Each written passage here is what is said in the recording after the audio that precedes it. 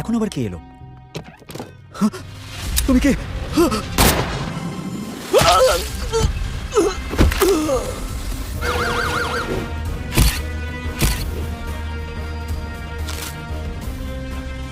সোজা মাথায় গুলি, ছটফট করার চান্সও নেই। জুতোর দাগ দেখে বোঝা যাচ্ছে খুনের পর খুনি স্টুডিওতে যায়, মানে ওর অন্য কিছু দরকার ছিল। হ্যাঁ স্যার, আর একটা ব্যাপার, দরজা ভেতর থেকে খোলা হয়েছিল, মানে ও খুনিকে চিনতো। ভালো করে স্টুডিও সার্চ করো, দেখো হয়তো জানতে পারা যাবে খুনি আসলে কি চাইছিল।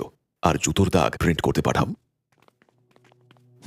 অঙ্কুশ বাবু, আপনি এখানে? ইন্সপেক্টর প্রদ্যুমন, এ হলো আমার ফাইট মাস্টার রাহুল আর আমার অ্যাসিস্ট্যান্ট ডিরেক্টর গৌরী। মন্দারের কথা আমাকে এরাই বলল। মন্দার মানে? এডিটর, আমার এডিটর ছিল। কি হয়েছিল জানতে পারি কি? আপনি এসে কি দেখলেন?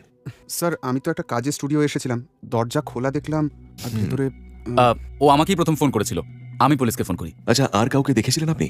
কাউকে পাশ দিয়ে যেতে বা? স্যার, এইখানে ইন্টারেস্টিং একটা জিনিস পেয়েছি, তাড়াতাড়ি আসুন। এই দেখুন স্যার। হার্ড ডিস্ক, 2 নম্বর হার্ড ডিস্কটা এখানে নেই। ওতে কি ছিল? ওই অ্যাক্সিডেন্টের ফুটেজ, যেদিন শীতল ম্যাডাম মারা যান সেদিনের ফুটেজ। মন্দার এটা এডিট করছিল। কিছু একটা গোলমাল আছে। স্যার, শীতলকে আপনি ভিকটিম লিস্টে রেখেছেন, আপনার কি মনে হয় ওটা অ্যাক্সিডেন্ট ছিল না? ফিলিংস তো সেটাই বলছে। 7 বছর আগের অ্যাক্সিডেন্টের ফুটেজ রিভিউ করার সময় একজন এডিটরও মার্ডার হলো।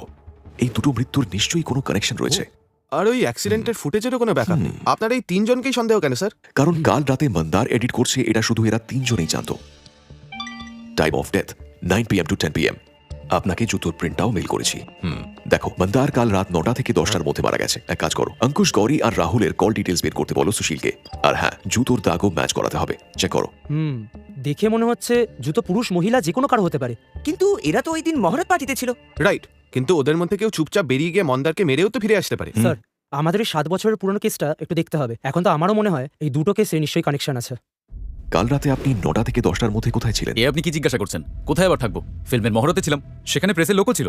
আমি রাহুলের ফোন পেয়ে তখন ওখান থেকে বেরিয়ে যাই 10:30টার সময়। হ্যাঁ, 10:30টার সময়। রাহুল, তুমি বলেছিলে এডিটিং স্টুডিও তুমি রাত 10:30টায় গেছিলে, রাইট? Yes sir. মুহূর্ত সেট থেকে কটায় বেরিয়েছিলে? 9টায় স্যার।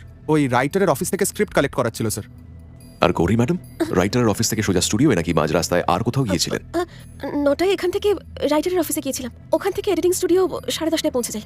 রাহুল, কাল আপনি একজনের সঙ্গে তর্ক করছিলেন, মিডল এজড, জামা প্যান্ট ময়লা, সে কে? স্যার, কাল তো অনেক লোকের সঙ্গে দেখা হয়েছে, কিন্তু এরকম কিছু তো মনে ও পড়ছে মিথ্যে না। কথা বলছে কেন? ব্রো, পুরনো নিউজপেপার বলছে ওই অ্যাক্সিডেন্টের পর ধীরজ সর্বশান্ত হয়ে গেছিল। তার ওপর মিউজিয়াম কোর্টে বহু কোটি টাকার ক্লেম করেছিল। ইয়েস ভাই, 3000 বছরের পুরনো মমি ডেস্ট্রয়। বলছি কি কোটি টাকার ক্ষতি হয়েছিল, তাই না? আর এই দেখো, মমির সঙ্গে আরো বেশ